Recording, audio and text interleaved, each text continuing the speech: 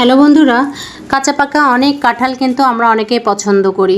তো এই যে কাঁঠালগুলো দেখছেন, এগুলো হচ্ছে মামা আমার জন্য পাঠিয়েছে। আমাদের বাড়িতে বেসিক্যালি কাঁঠাল কেউ খায় না, তো আমি কাঁচা কাঁঠালের তরকারি খুব পছন্দ করি দেখে মামা আজকে 20টা কাঁঠাল আমার জন্য পাঠাবে।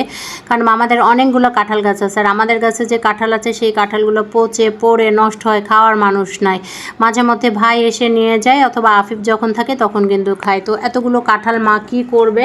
আমি মাকে বললাম, মার সাথে গল্প করতেছি, মাকে বললাম যে মা এই কাঁঠালগুলো, যেহেতু আমি কাঁঠালের তরকারি খেতে পছন্দ করি আর ডিপ ফ্রিজ যেহেতু আছে, বাসাতেও আছে ডিপ ফ্রিজ, তো ডিপ ফ্রিজের মধ্যে তুমি 1 বছরের জন্য আমার জন্য রেখে দাও, আমি যখন যখন বাড়ি আসবো তখন আমি নিয়ে যাব।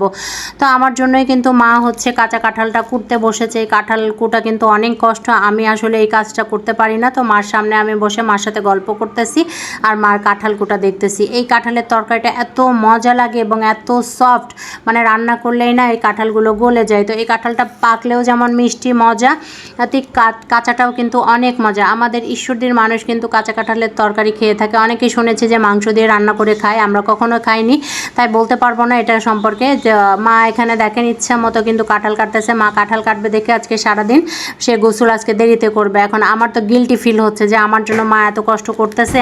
তারপরেও যেহেতু আমি খাবো, আমি ভীষণ পছন্দ করি কাঁচা কাঁঠালের তরকারি, তাই মা কাটতে বসেছে। মার খুবই আফসোস, আমার বর একটা পাকা কাঁঠালের সারও মুখে তোলে না। বাড়িতে যতবারই আমরা আসি না কেন, যদি আমার বরকে মা পাকা কাঁঠালের তরকারি, পাকা কাঁঠাল খেতে দেয়, সে মুখেই তোলে না। তা মা খুব কষ্ট পায় যে আরে জামাই আমার একটা পাকা কাঁঠালও মুখে তোলে না।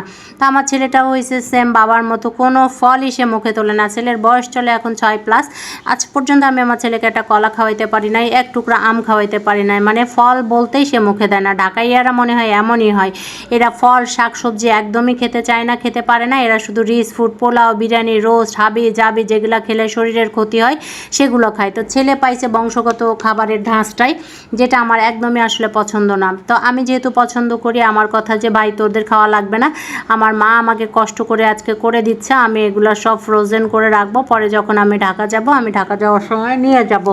তো এই কাঁচা কাঁঠালের তরকারি আপনাদের কোন কোন অঞ্চলে খান বা কে কে পছন্দ করেন আমাকে জানাবেন। ডিশ ভরা যে এটা দেখতেছেন, এটা কিন্তু না, অনেকগুলো। এর আগেও সকালবেলা মা 4টা কাঁঠাল কেটে কিন্তু ফ্রিজে রেখে দিয়েছে।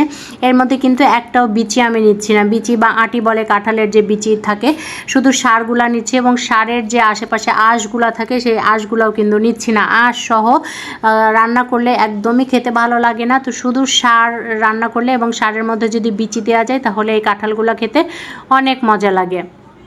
তো আমার মনে হয় যে যারা কাঁচা কাঁঠালের তরকারি, গ্রামের মানুষ যারা কাঁচা কাঁঠালের তরকারি খেয়েছেন, এবং কাঁঠালের সিজন আসলে যে প্রত্যেক ঘরে ঘরেই কিন্তু কাঁঠাল রান্না হয়ে থাকে, বিশেষ করে সবাই যারা পছন্দ করেন তারা হচ্ছে খান। তো আমাদের বাড়িতে যখন রান্না করবে, আজকে কিছু রান্না করবে এবং কিছু আমার জন্য ফ্রোজেন করবে মা।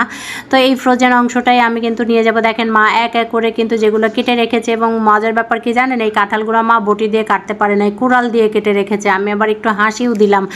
তো আমার কাছে তো অনেক ভালো লাগে, যার জন্যই আমি আসলে প্রসেস করতে বসেছি। এছাড়াও কিন্তু খাসির মাংস নিব, আরও হচ্ছে মুরগি নিব, অনেক কিছুই নিব। মানে বাবার বাড়ি থেকে ঢাকা যাওয়ার পথে আমি অনেক কিছুই বেঁধে নিয়ে আসি। আগে চাকরি করার সুবাদে যেতে পারতাম না, তাই এগুলো থেকে আমি বঞ্চিত হতাম, কিন্তু এখন আমি মনে হয় সবচেয়ে বেশি এগুলো টেনে নিয়ে আসি। মানে যেগুলো আমার পছন্দ হয় খাইতে, আমি সবগুলাই আমি মার কাছ থেকে নিয়ে আসি। তাই হচ্ছে এটা কিন্তু কাঁচা একটা সার আমি খেয়ে দেখলাম, এটাও ভীষণ মজা লাগছে, মিষ্টি লাগছে। তো আজকে এ পর্যন্তই, সবাই ভালো থাকবেন। যারা এই পর্যন্ত দেখেছেন তারা আমার চ্যানেলটি সাবস্ক্রাইব করবেন, এবং পরবর্তী ভিডিও দেখা পর্যন্ত আপনারা সবাই সুস্থ থাকবেন, ভালো থাকবেন।